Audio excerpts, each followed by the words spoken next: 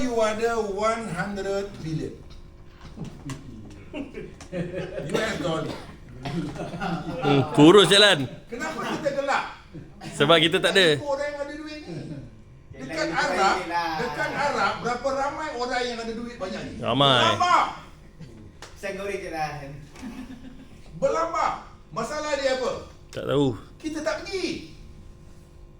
Dia ambil dengan saja yang itu.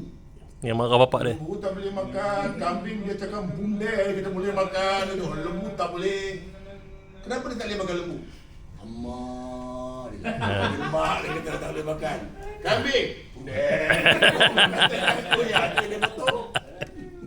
Itu pun kena rakam. Tajuk aside, Celan yang ada 4.6 bilion tu katakanlah dia orang Arab yang ada duit. Syekh. Tapi pasal Celan tak pergi, sibuk main golf. Contoh, ni geram ni, geram tengah geram ni. Yang pergi Sanjay Tolani, tapi dia pakai jubah, macam jubah Arab. Assalamualaikum, dia pun Assalamualaikum. Ya, Sanjay bukan Islam. Saya tanya dengan bapak-bapak dia pengambil. Pakai tasbih. Bapak ada wirid. What are you reciting? Same like Muslim lah.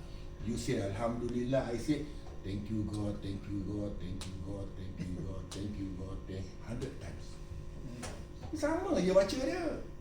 Tapi Tuhan dia lah. Yang Tuhan dia will. Itu Tuhan dia lah. Adakah korang tak ada kontak dengan somebody yang ada duit? Kita mula Malaysia dulu. Orang Malaysia yang kaya-kaya, Datuk dia ada tak kawan dia yang Arab? Jangan terkejut, dia kata. Contoh Ar-Rajihi, sampai dia hilang status billionaire dia kerana dia donation. Cakaplah dengan dia. You nak habiskan sekarang, buat apa? You boleh buat legacy. Kalau you ada 100 bilion, kita cakap tadi, you kita berikan 10 bilion. Boleh? Lepas tu kita jumpa Sanjay. Hi Sanjay, how are you? Huh? Do you mind if I break your record? Definitely. Holy shit. Holy Quran. Kerana kita ambil 10%. Lepas closing, cakap dengan dia, do you know something? Orang yang ambil 4.6 billion itu, 4.6 billion tu, orang tu total ada 10 billion. Dia ketepikan almost 46%.